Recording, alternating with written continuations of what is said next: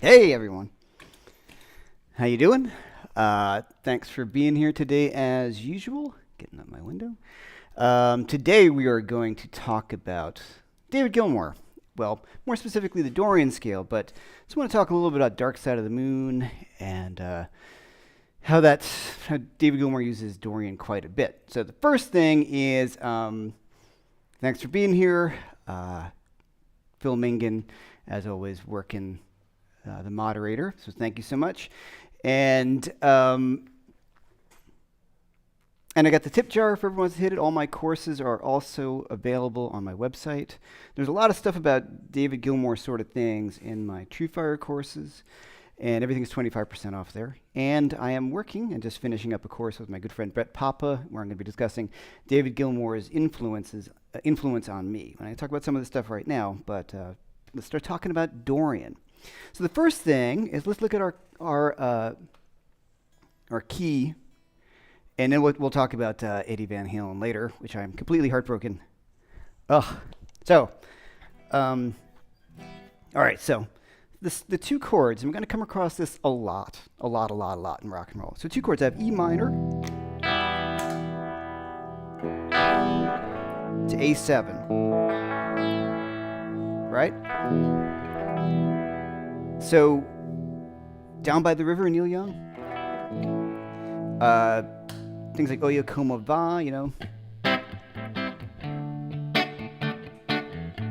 That kind of thing. So we're hearing a 1 minor chord to our 4 major or 4 dominant 7. So Down by the River, like.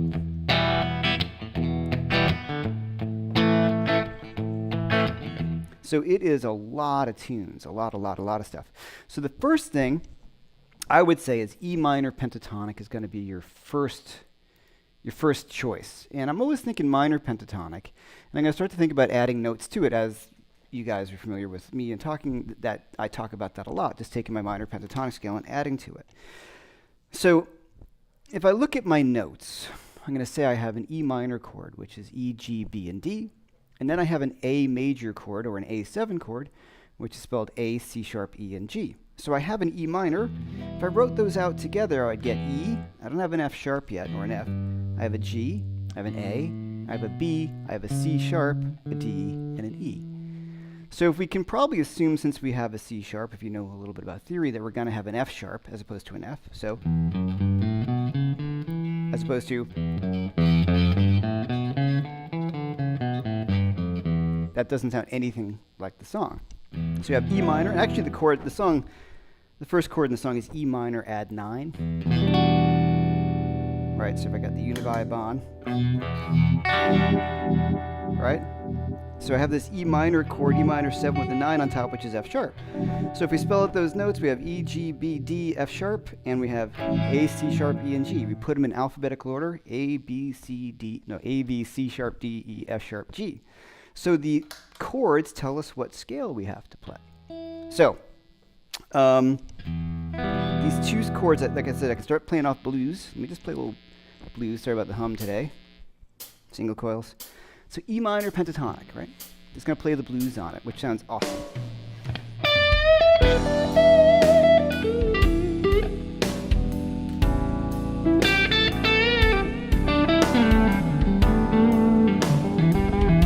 Right?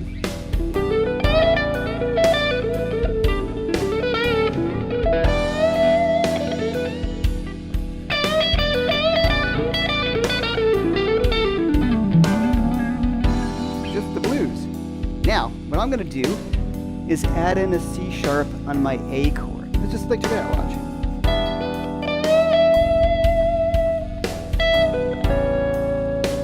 Oh yeah. There's my B from my E chord, now my C sharp from my A chord. Already sounds like that slide guitar part in Breathe, right? So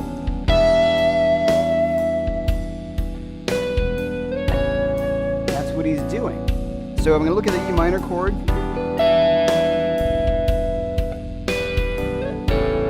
So when Gilmour does that, and hopefully the bots won't hit me and say you're ripping off Pink Floyd, I'm playing E minor. Then, and I'm sliding up this, the G and the B up to the A and the C sharp. So if we look at it, let's just think just chords, guys. I'm playing E minor to A. So let me just run through that. E minor, A. I'm just going to make those little shapes. Okay? In the blues scale. Top 3 strings.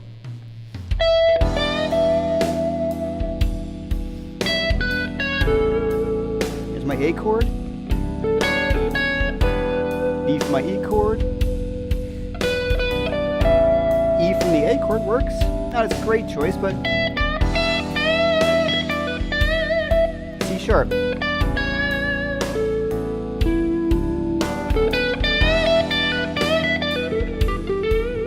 A chord. How about A7? Talk about A, C sharp, E, and G.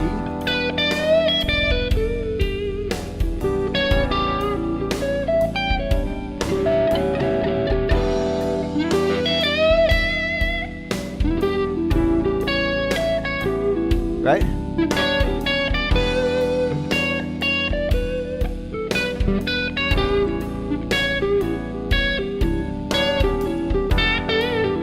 It's a little Gilmour sound in there, but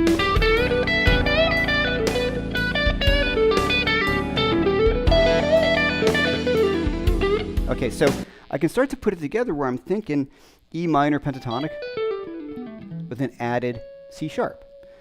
So that gives me a 6-note scale, but I'm still thinking blues, and I'm adding in an extra note, which is C sharp. Now, if you guys know me, I've been doing this. I have a course, one of my courses is Solo Explorer, which is really one of my favorite courses. I go into detail about this on many other tunes. I just don't do this song, but this idea of basing everything around your pentatonic scale and adding other notes to get modal sounds.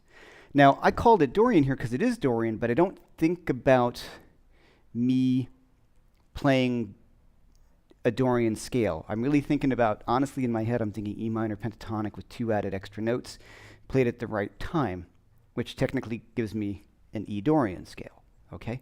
So does that make sense? And if you're a little shaky on the modes, you're not alone. When people start getting into it, it gets really confusing. So you gotta stick with it. But if you think about this right now, E minor pentatonic, and I'm adding in a C sharp. It's going to listen to that sound. Right, so E minor. And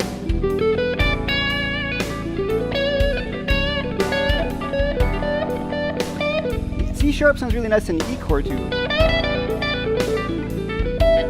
Watch.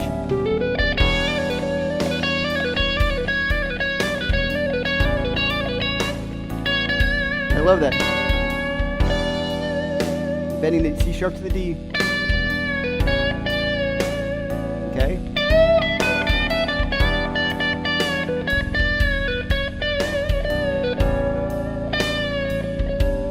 So I'm bending the C sharp to the D. My E. Oops.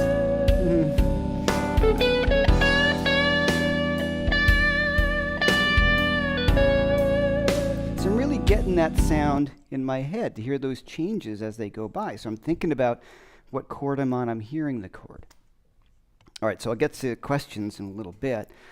But one of my favorite things you can do, since a pentatonic scale doesn't have any half-step bends, it's got a minor thirds and whole steps, and we'll talk about that in a second. But when you add in a C sharp, you get a half step, and that's what I was doing there. I was taking my C sharp. All right, turn my overdrive. A little buzzy today. I was bending the C sharp up to the D, and then back down to the C sharp. Right? See what I mean? So I'm just going up and down. And then that's a real Gilmour thing, because I can work on that bend in between the two chords. Like get some of that tension that that bend will allow me to get. 2, 3, and 4.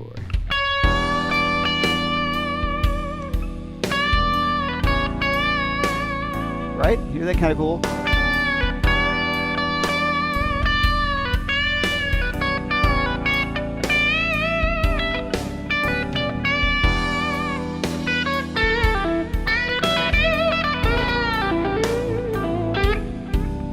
So, E minor, A7. All right, so the other note we left out would be our F sharp, which is part of the E add 9 chord. Let me show you that voicing, guys. That's really hip. So an E minor, add 9, so I have E, B, F sharp, open G string. I have the D with my second finger, which is the 7, and the E, so I've got this. It's pretty common. Rush use that a lot. Remember that tune. That's in the James Bond theme. So I have that E minor, add 9, so E, G, B, D, E minor 7. There's my 9, which is F sharp. So I'm going to add in my F sharp to the scale, and if I put it all together, I get E, F sharp, G, A, B, C sharp, D, E, F sharp, G, A, B, C sharp, D, E, F sharp, G, which is E Dorian, also related to D major. What?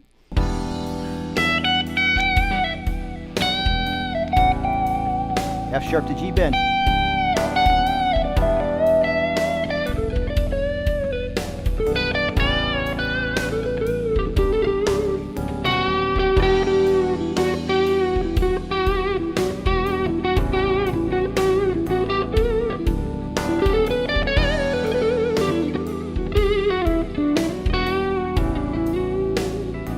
Right, so I have that.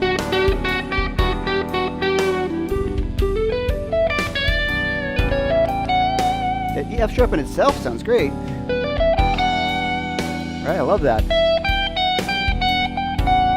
I like it on the A chord too. Up. Right?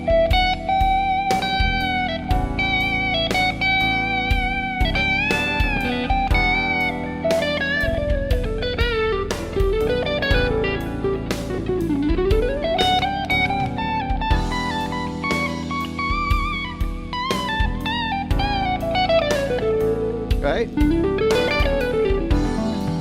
So obviously I'm playing some stuff that gets out of what Gilmour would do, but stylistically, bending that natural 6, which would be the C sharp, up the half step to the D was great, and then the F sharp to the G. So I'm looking at it as an E minor pentatonic scale with an added F sharp and added C sharp. And the reason why, once again, I do that, I find I play a little less scaly, you know, like that kind of thing. I find I play more bluesy and pentatonic, and then I add in those notes when needed, so I'm really thinking very chord to chord. And I'm letting my ears do the work for me as well. I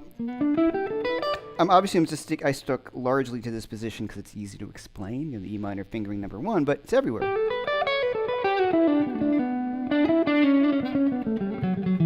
Right, anywhere. So, oop.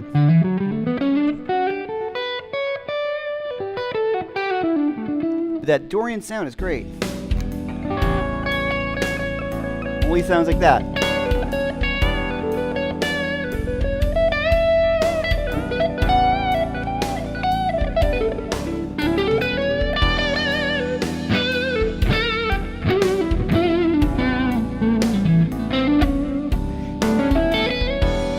A major triad. Cool sound. The blue note.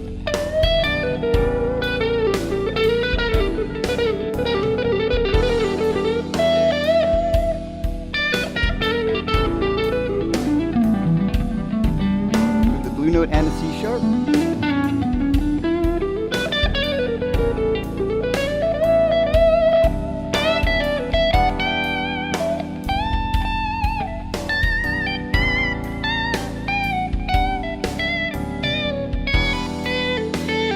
So, now what I wish I could do is play you, like go through all the cuts of, say, Dark Side of the Moon. Any Color You Like is a Dorian jam. The end of Great Gig in the Sky, if I remember right, is a Dorian jam. And I've heard Roger Waters talk about that, like, these big jam sections came along, and it was basically just them letting loose in E Dorian, or in this case, they're Any Color You Like, I think, is in D minor, and they change keys, but they reprise, and you have Breathe, reprise, but they go in and out of these sounds. So I keep on looking at the chat, that's why I'm being distracted. So they go in and out of they revisit the Dorian sound a number of times on that record. And also we have Shine On You Crazy Diamond is largely Dorian. It's a big minor blues, that tune, which is actually kind of funny, but they've got that.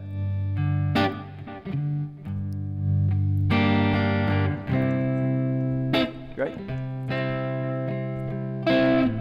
So you have A minor, start G minor to C major. It's the same change. It's a 1 minor chord to a 4 major. 1 minor to 4 major is Dorian. So when we have that, you know,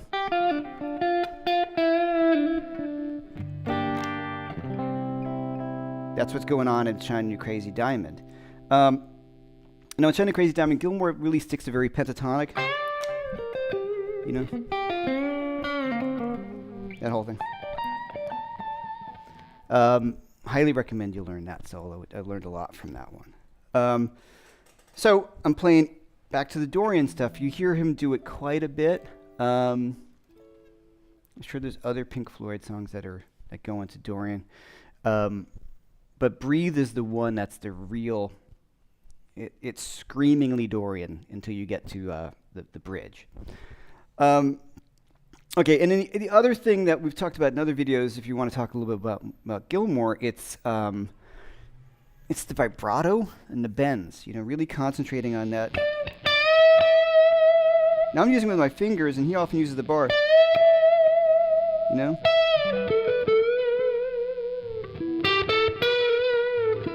Or.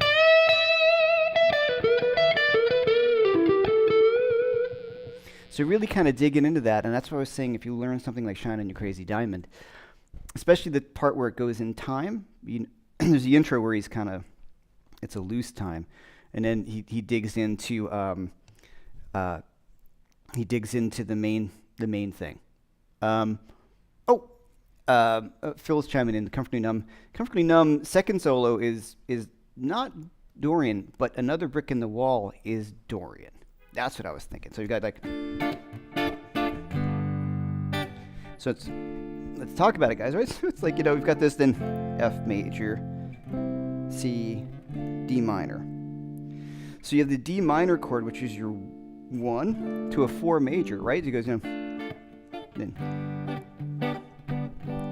So this is a 1 minor chord, D, E, F, G, your 4 major. So that is also that one's in D Dorian as opposed to E Dorian. So yet another example of Dorian with Pink Floyd.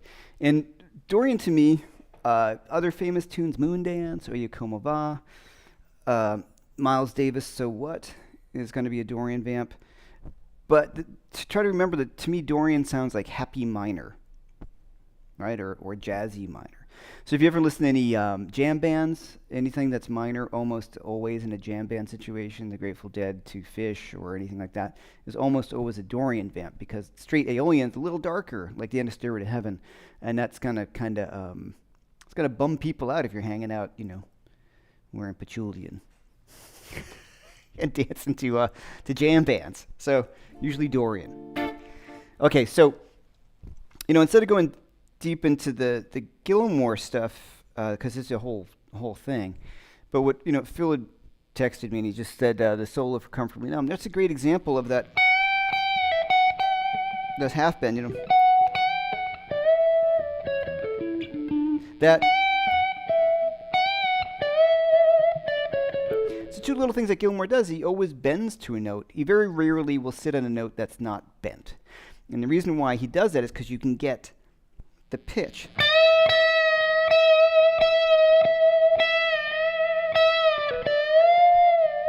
You can really kind of get the emotion out of the note.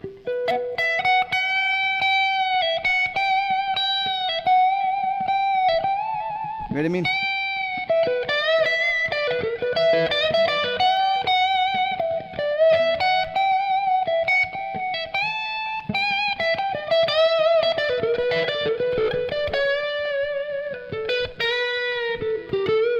Right, so that kind of thing where you really can work that half-step bend and work those whole-step bends as well to get the in-between notes, and Gilmour's a real master of that.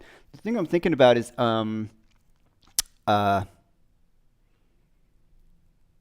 Hey You, right, we got that kind of like, soloing of that, and he does like, and then,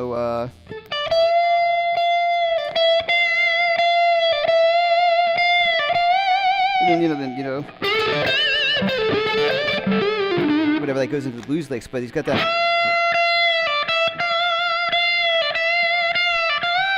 So he's really working that 2 bend to the flat third and kind of really going in and out of it. So that's kind of a little bit of a Gilmour cliche. That's a horrible word to call it, but a thing he does so perfectly. And it's not a cliche, it's just awesome. A cliche is a bad word for that. It's part of his style. All right, so the reason why I called it, Gilmour and Dorian, one, because it gets a lot more people to check in. If it's a Dorian snoring, but if you have a nice snappy title with one of my favorite guitar players and a popular guy like David Gilmour, it gets more people in. And also, honestly, guys, it's the first time as a guitar player I understood Dorian, because I'm still a Pink Floyd fanatic. As a kid, my room had every Pink Floyd poster I could possibly find. And as I was starting to study guitar and I heard about modes and things, it was one of the first times where I was like, oh, that's not just a pentatonic scale, and he's hitting that C sharp, and if I think about it, that's C sharp, what scale is that? And I had some good guitar teachers, and they brought it to my attention. Well, that's what you call Dorian. And I didn't quite understand it for a really long time, but it was the first time I started hearing like this second level of sound. I knew it was kind of minor-y, but it wasn't like a real dark minor. And you heard that sound, like I said, in other tunes that I've mentioned before, Moon Dance, Oyo Como Va, Black Magic Woman, things like that. So as I started to play more, it really kind of made a big difference. So hearing I'm freezing every once in a while. Okay, nothing to do about it live. This just happens. Some of these rates of me. I don't know if I can change this stuff live. I don't know. Probably can. I don't know. There's sometimes the bit rates going on and internet and all right. Well, if it freezes for a second, we'll see what we can do. Hopefully this will not change anything. I don't know. I don't want to change any settings mid flow. I don't know if that does bad things or not. Okay. All right. So there we go. So that's kind of what I'm thinking about the Dorian. So getting a bunch of questions I can see and comments. So let's talk about those. All right. So in my beginning blues rock soloing, I talk about this tune as well. largely we'll talk about right now. All right. Looking at the questions, guys. I know Phil highlighted them at the bottom. That's not to miss anything. Thank you, Phil. Phil texts me so I can know what's going on. All right. What delay timings are you using, please? This is from Jason Carter. I don't know, man. It's probably about 450 milliseconds. Kind of what pops into my head for that. Now, I can only play lead with that. You don't want to play rhythm with that, because that'll start to interfere, with your,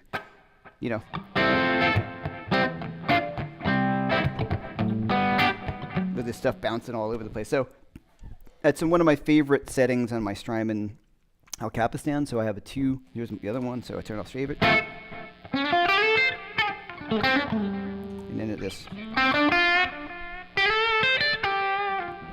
Right, so I'm just getting that longer thing that fills up a lot of space, and sounds cool. Now Gilmour doesn't use a lot of reverb, because I've heard him talk about that he's playing stadiums, so you don't need reverb, and he relies more on delay to fill up the space, because reverb's already built into a Coliseum, which I am not playing, so I'm not so used to. But I've had that when I play bigger gigs, like, wow, I got to turn the reverb off. This room is really lively. So delay will act in a different way than that. It kind of fills up it kind of fattens things up. And when you play, so for instance, I'm just, I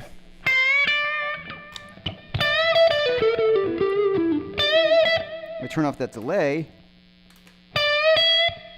right? Kind of loses a little bit. And let me just go into my aux and turn off the reverb. Yeah, right? That doesn't sound near as cool reverb. Right now the delay.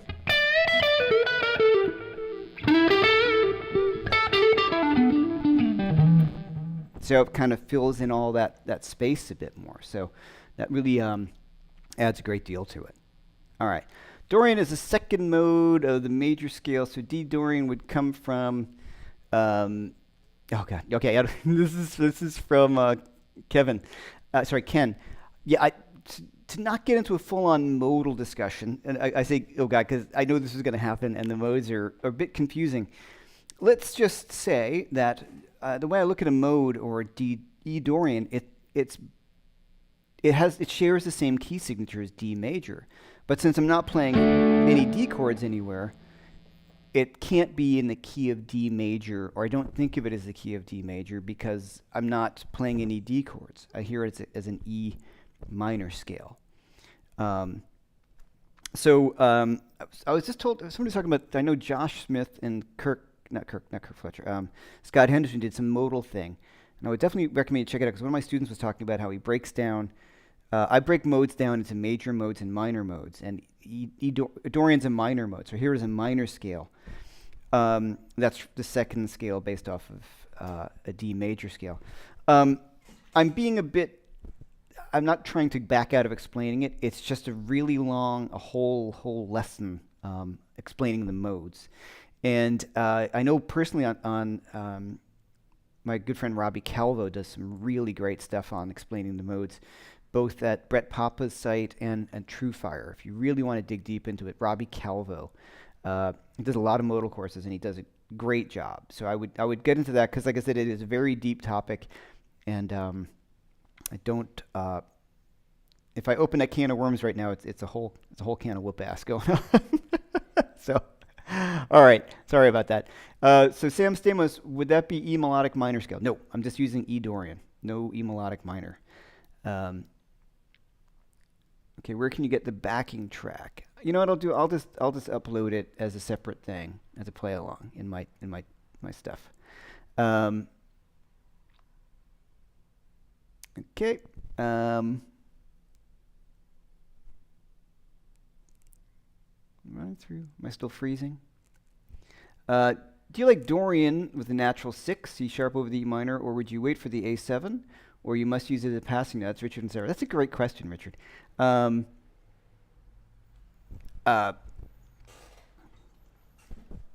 Both. Dorian, as you heard in the track, sounds great as a passing scale, right? A passing note. The C sharp sounds just perfect And so I pass through it, right? I'll just play through. Long count off. So I'm just going to play the scale.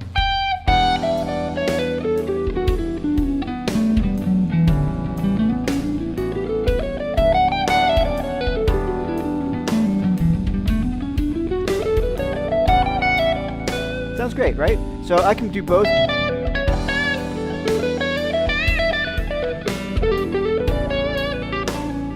But I'll really sit on it on the A chord because it gets a nice resolution and it pulls you away from just hearing like an E minor pentatonic scale. So it's a great situation to try to work that out. That's actually why I chose this tune, because it's just 2 chords, nice slow tempo. You heard what Gilmour does over it. It's a really fun one to play over. And you don't have to play fast over it, and you can just play blues, and it all sounds great. Is it an analog delay? No, it is it's a tape delay. It's the El Capistan by Strymon. It's not a real tape delay. It's a fake one. You love to delay, but it can highlight bum notes. Such is the joy of playing with delay. Hey, bro, what's up? S.E. Nesbitt. Would D be diminished? No. D would be a 1 major chord. So in D Dorian, if you just write out the notes of D, E Dorian, E, F sharp, G, A, B, C sharp, D, E. If you started on a D, it's D, E, F sharp, G, A, B, C. That's a D major scale. So all the chords of D major are contained in the same thing, same scale. Hey Keith, what's up? Keith, 5 Watt World. Okay. All right, no more questions. So some people we're talking about, and let's talk about I wish I had a little picture here, but I can show you. I'm running into the just clean into the 2 rock, so it's just a clean sound. And I like, especially when I'm doing like Gilmour-y stuff, I like to just play with a clean tone because there's so much delay and effects going on that if I'm using amp distortion, it's going to mess with the overdrive. So if I'm doing Gilmour stuff, I'll just use pedals. So that's reverb coming from the aux. I could have it coming from the amp. So I'm going to add in my overdrive, which right now is a really freaking awesome pedal that just got sent to me. And that is the Gladio pedal. Seems to be the hot pedal from Emilio, and it comes out of Italy. And I'm really loving it. You know, a lot of it's supposed to be sort of like a Dumble style pedal. I would pick it up, but it's on my board. It's supposed to be sort of a Dumble style pedal. But I found many of the Dumble style pedals don't sound great on the neck pickup of the guitar, and they don't always clean up so well. And this, to me, I don't know. That doesn't sound like... Some of the Dumble style pedals on a neck pickup on a Strat just don't really kind of hold it together. They get too thick. So I don't know, this sounds pretty awesome to me. I was kind of messing around ahead of time, and I've got other pedals too that I love, but this one just really got that really sweet top end that wasn't harsh but really articulate. So this is the Gladio, and then as I go through, it's going to add in the delay.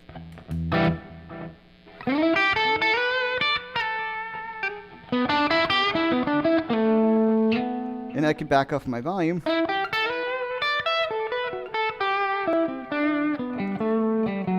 And clean it up a bit, and which it cleans up really great. Right?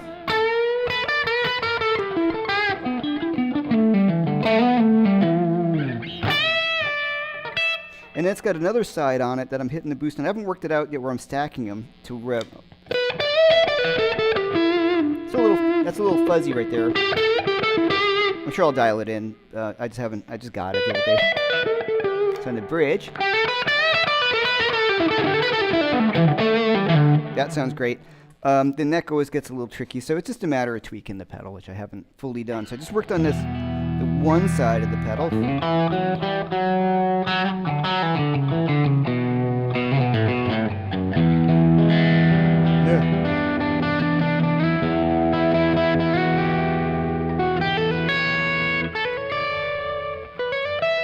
There you go. So that's the Gladio, and then I have Univibe.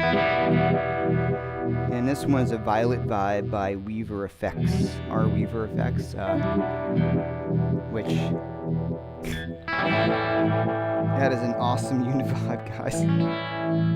You know, it's big, you know, it's a full-size one, but wow. And that's not even full intensity. Hold on, I'll do the whole full intensity. So you get that real, like, the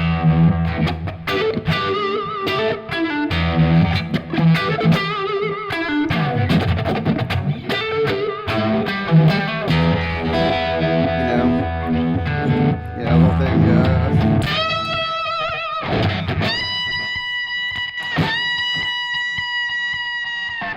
no more fuzz on.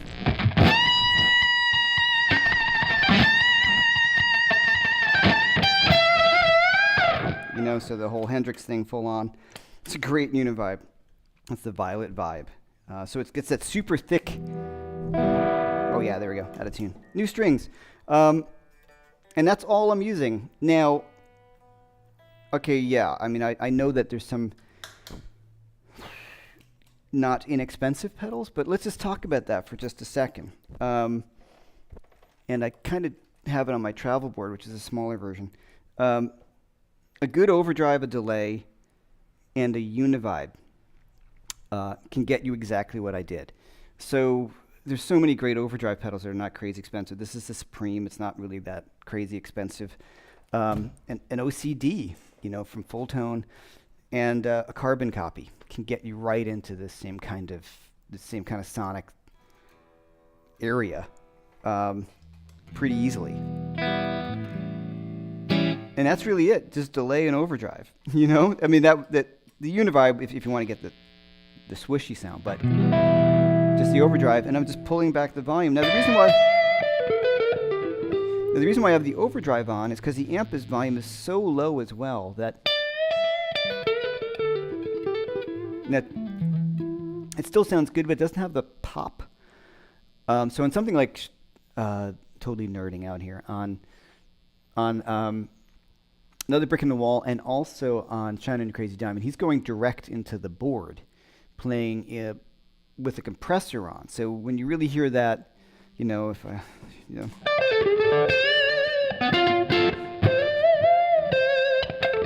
that whole thing, that's actually, you're hearing a lot of compression going on. And so if my amp were, say, at real volume, I might get that naturally from the amplifier, where it's going to compress and feel better. But since the amp is I have it set at really low volume. I don't have the aux cranked or anything like that, because I wanted to get as clean a guitar sound as I can to just explain to you guys that this can all be done with pedals. And I have a course at TrueFire, it's an older one, where I look younger, and called the Guitar Effects Survival Guide, where I talk about these things too. But it's just going to be a clean guitar sound and an overdrive, and you don't want to get too heavy on the drive. So the reason why I put on the overdrive is it sort of emulates the cranked amp, and Gilmour does the same thing. He uses like a high watt, which is a super loud amp that remains really clean. It doesn't break up easily. So he's getting all of his drive and everything from pedals. So it's just a clean platform that his amp is running. And that's what I'm doing right now. So when you put on an overdrive, it emulates the overdriven amplifier. And what this pedal does really well, and my Shanks does really well, and the Supreme does really well, and the OCD does really well, is it cleans up. Cleans up. But it still gives you the liveliness that sometimes a low volume amplifier does not give you, right? So if I turn it off, it still sounds great, but right, it's getting a little bit more of the pop to the note that makes it much more fun to play, and it adds a significant amount of sustain when you're playing. So that's the other thing you want to look for.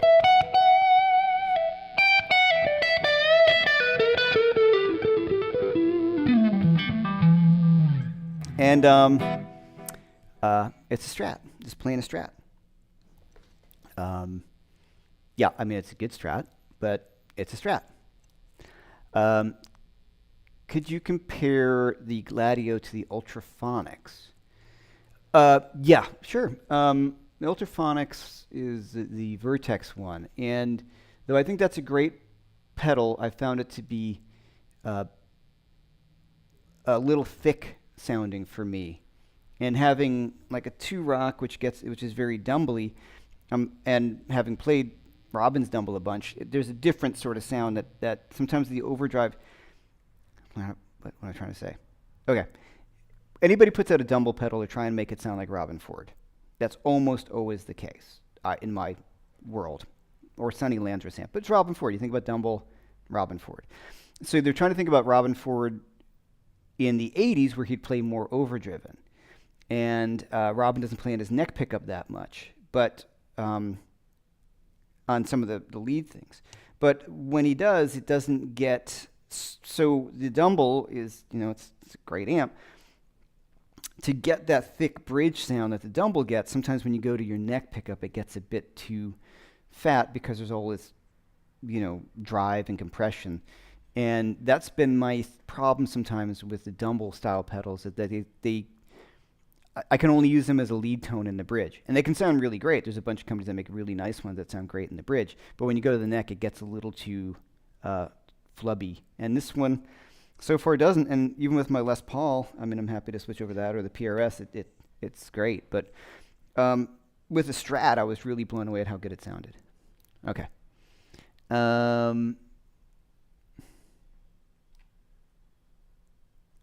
Okay, bro. Besides the tech and music theory, what makes Gilmour Gilmour? He composes the perfect guitar solo all the time. He's got great technique,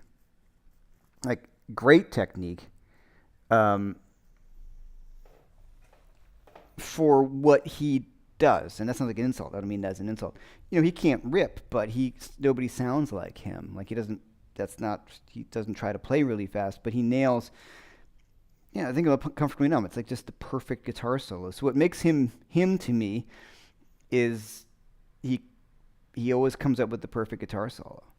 He also composes the solos. He will take a number of passes at it, take his favorite parts, they cut it up and make a composite solo of it. He learns it, and then he plays it.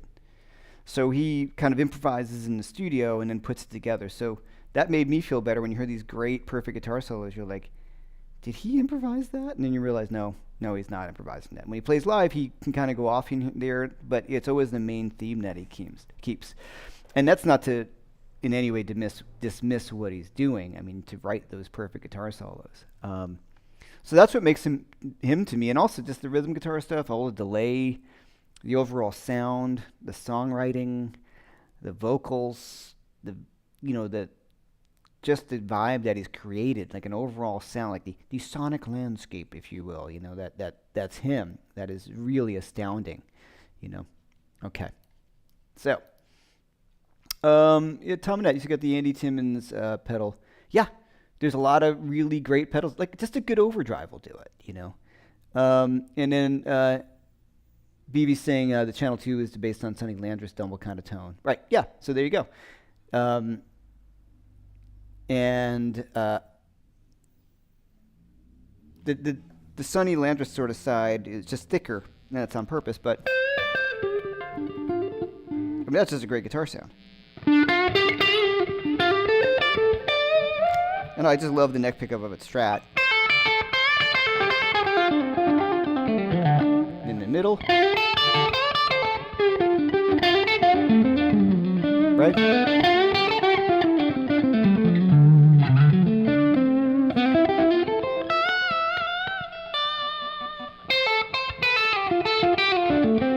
In between. So you're really hearing the guitar through it. I'm hearing the guitar more than the pedal, and that's what I really like. All right. All right. So cool. All right. So let's just talk about Eddie. Man, it's horrible. You guys, some of you guys who know me well, like I grew up playing metal. I'm not going to try to play any Eddie for you now. I was never one of my favorite guitar players of all time. Probably just one of the Hendrix and Van Halen. I don't know. Those are the two major innovators of the instrument where they just changed stuff. And the thing about Eddie that I think people forget, or if you watch the Smithsonian thing, which is so great, he invented a lot of the stuff. You know what I mean? Like he was, he was kind of one of the first guys to put a humbucker in the bridge. Like he took the, if you watch the video on the Smithsonian thing, he talks about what he did to make the guitar sound the way he did, and so like Les Paul, and he talks about him becoming friends with Les Paul because they had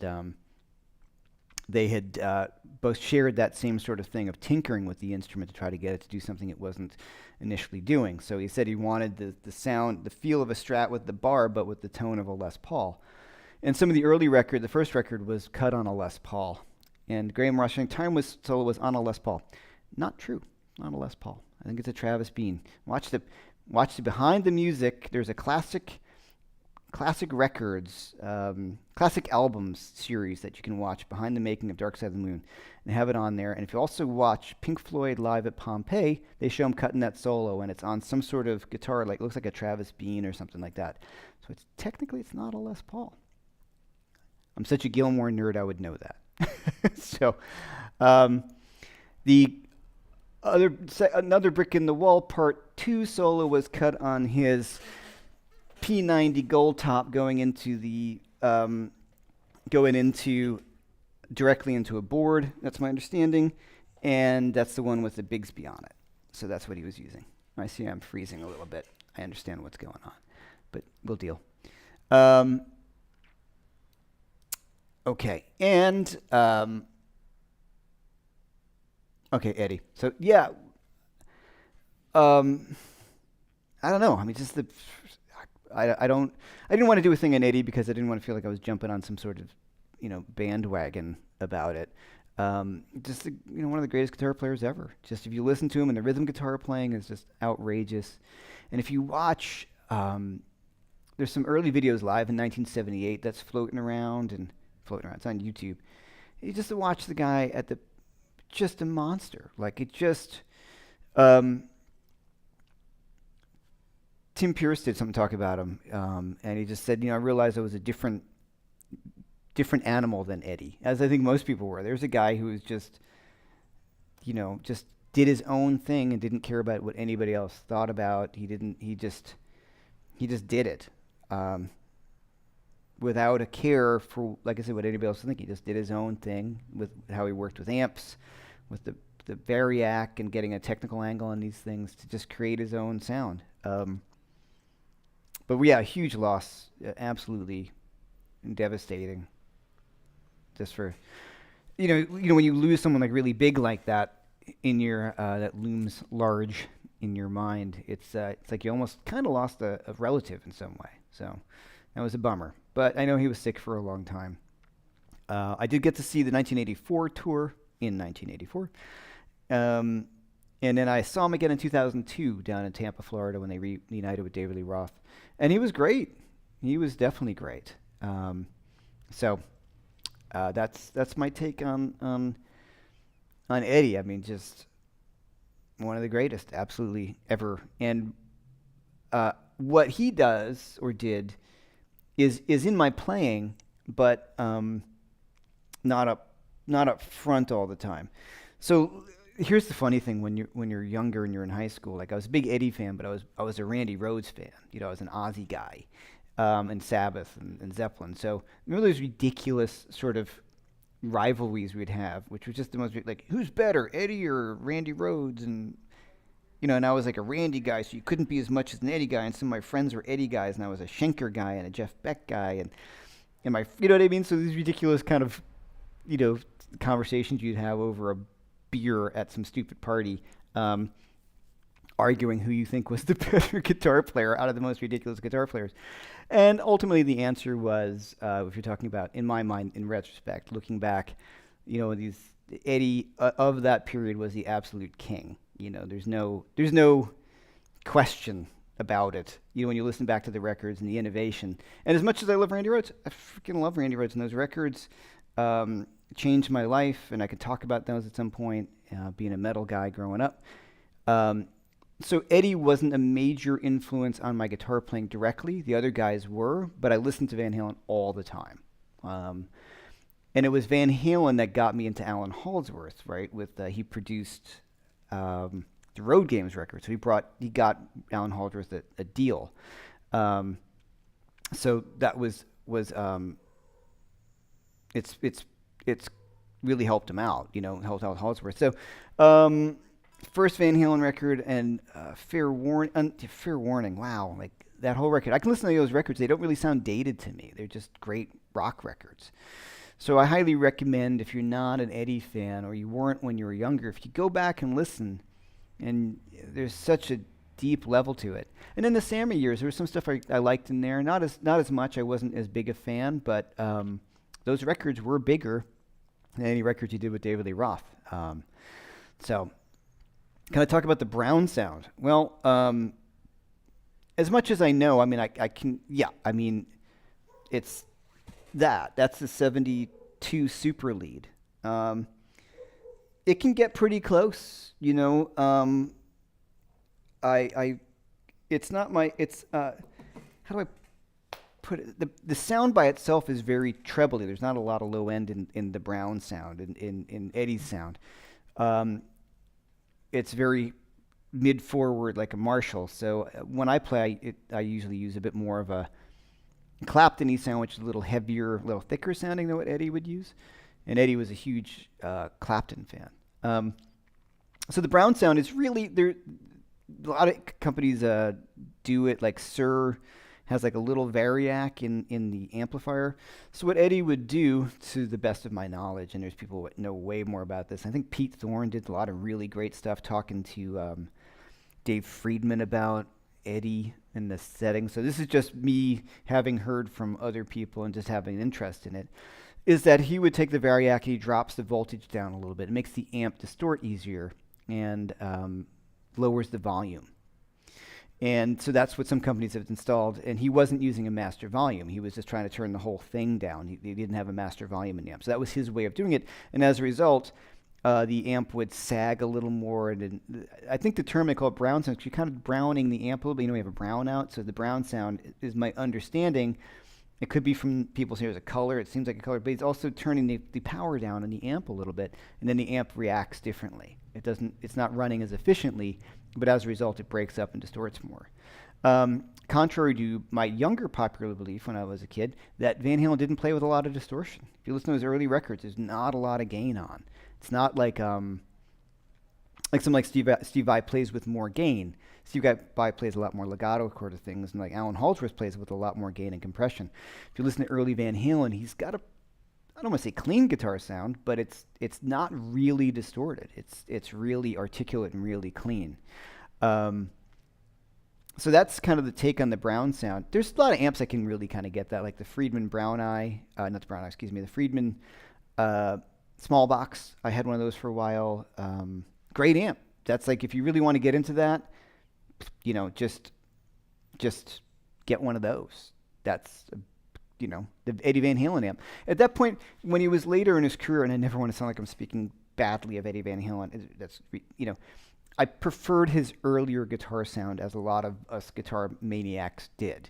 A little later, he went to a little more preamp game, probably to turn it down, more controllable. His amp would blow up. Like, there's all those things that he had to work with, that if you're touring, become really problematic. And that, I think, was probably part of it too. Like, he's got all these Marshalls running at full power and browning them out a little bit and all that. So you ran into some issues technically. So I think that's probably what happened. And also, companies offer you deals, will make an amp for you and put your name on it, and you make a lot of money.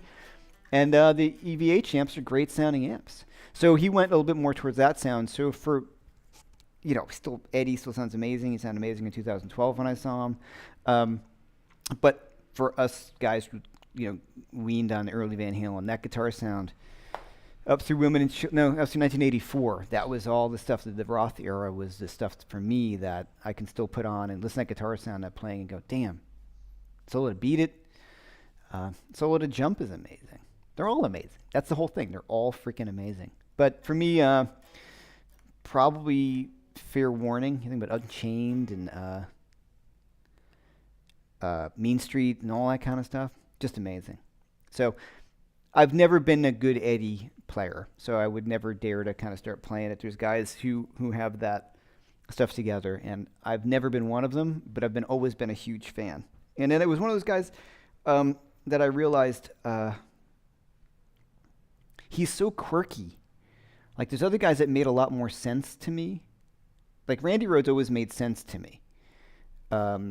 He's very in time, and Eddie's playing was very quirky and weird. And I just think, I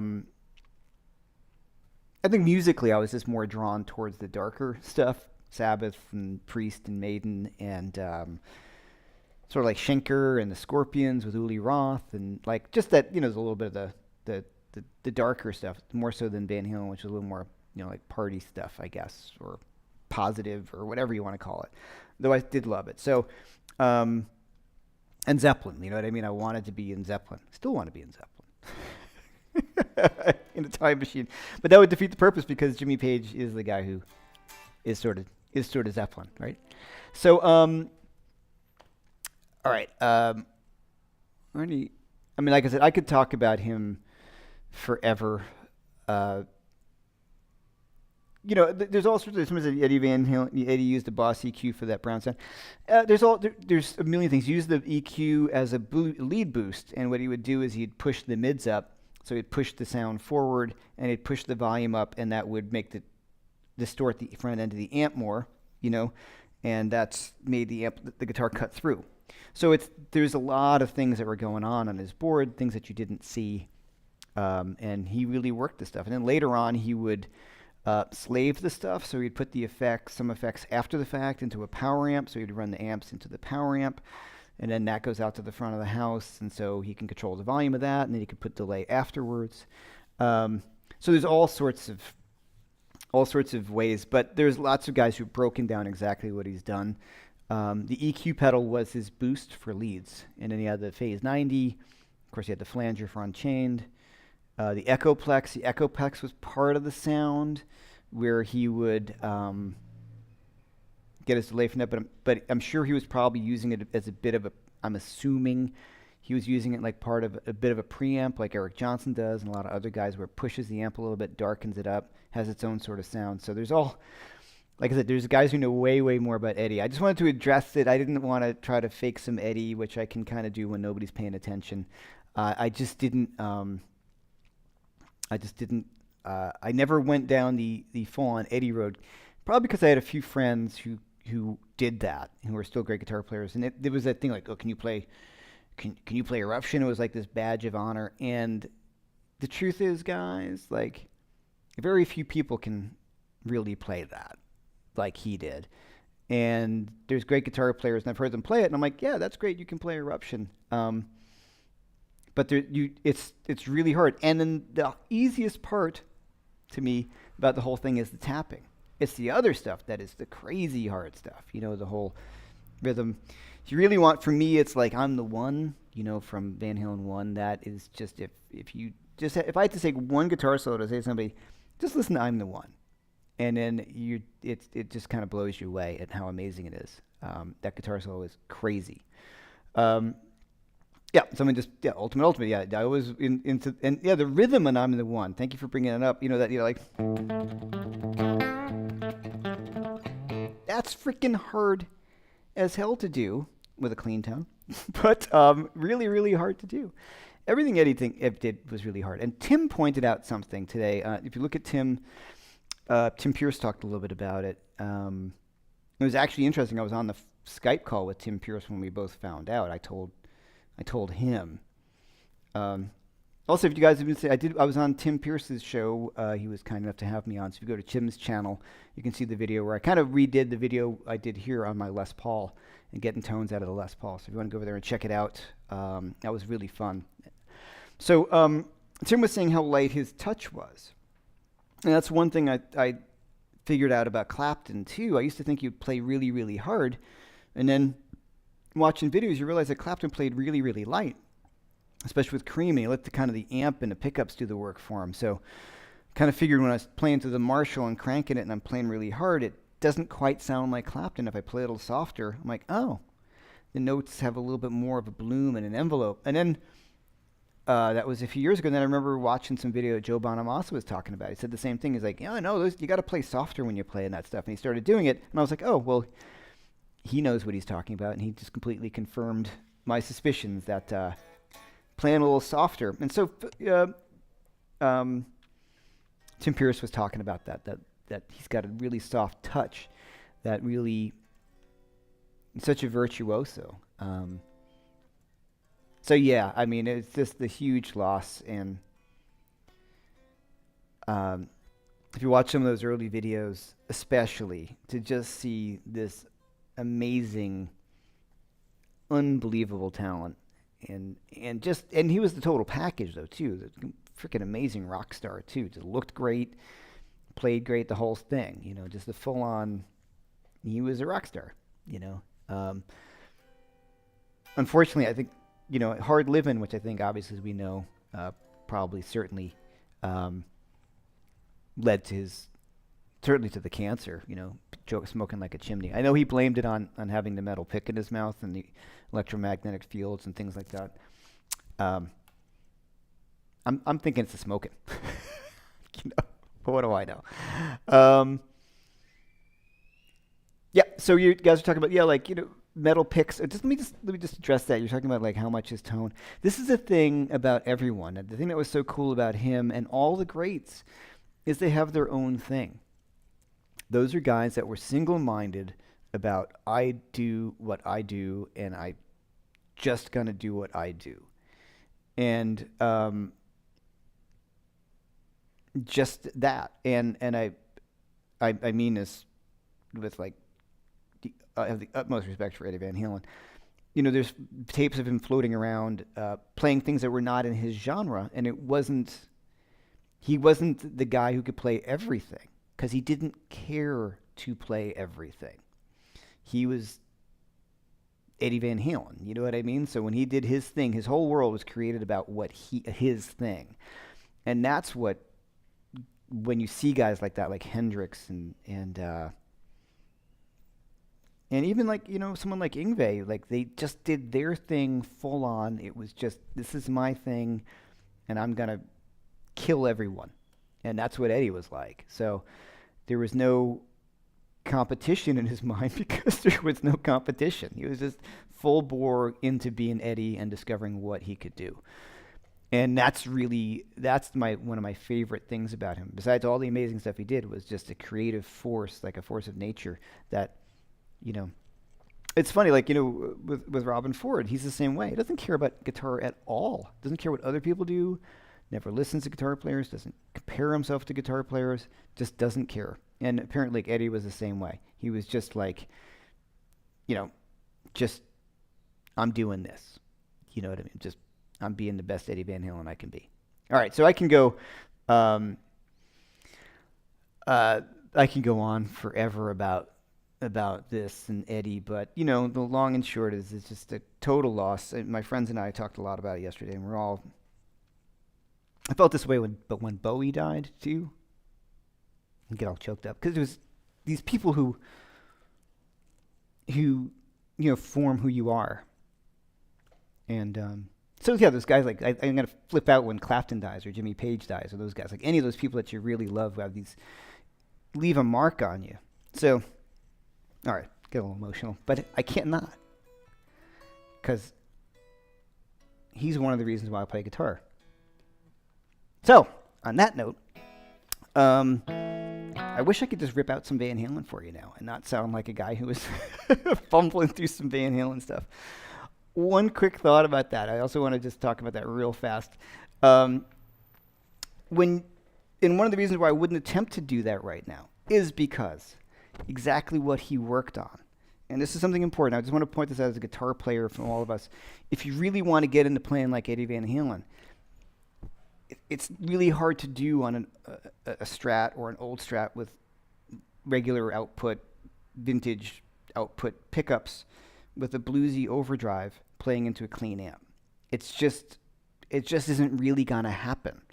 So what he did, and he knew that. So what he did, he used, like, I think he used nines, got the Floyd Rose. He had the humbucker in the bridge to get that sound. Pumped up the amps, put pedals into the front to get the sound out in his head, to create the sound that he needed, that was in his head, to come out. But what it also allows you to do, besides this amazing technique, was the setup and the gear you're playing through has a large part of it, a large part to do with it. So just want to bring that back up. So if you want to sit down and start ripping some Van Halen on a vintage Strat with basically almost a clean guitar tone, I don't have those kind of chops, and most people don't, because that's not what it's about. Like Alan Halsworth, man, like, fuck, one of my favorite guitar players, and very low action, super light string gauges, a lot of overdrive and compression, like not high, but a lot of compression. So it was very easy for him to play a legato on it. So he went out of his way designing guitars, another innovator, to make that sound come out. So it was more saxophone, like more fluid and legato. So he changed his whole setup and been able to do that. Steve Vai plays thinner neck guitars. He's got lighter strings, flatter fingerboards. So my point is, if you start messing around with this stuff, that's a big component to it as well. You just don't pick up a telly and start shredding Van Halen, usually. Some people can. I mean, there are those guys who have just such amazing technique and rip it out and do that. But I'm going to say Andy Wood had posted something where he's playing Van Halen. So what did he do? He pulled up his Sir Strat with a humbucker and a Floyd Rose, and there you go. So because that's the sound, and it makes it, I don't want to say easier to play, but in one way it makes it easier to play than a high action vintage Strat. All right. Thanks to everyone listening to me blab about all this stuff. I always appreciate everyone who is here. It means the world to me. I hope everybody is doing well and staying safe and being, doing the stuff that you got to do to not go down with this stuff. Also, I will talk about it more next week. I have a new TrueFire course that's coming out, and it was designed from all the things we've done here in the channel, in the YouTube stuff, on exploring deep dive pentatonic stuff. So that's coming out soon. I've made it in my house, and so we'll first home produced TrueFire course because of the whole lockdown and pandemic, and Florida being in the situation that it's in, and people trying to stay safe and make sure nobody gets sick. So that's going to be coming out, and all my TrueFire courses are 25% off if you want to buy some from me. I see that right away. That is money that goes straight to me. To help me support doing this, and you guys have been really great with that. Also, there's the Venmo and there's the PayPal. I always appreciate it. Thank you again. Thanks to Phil. Thanks to everyone who's been here. And if you're new, please sign up. Follow me on Instagram if you're over there. Follow me on Facebook and all that kind of stuff. So stay safe, and I'll see you guys next week, same time. Thanks everybody.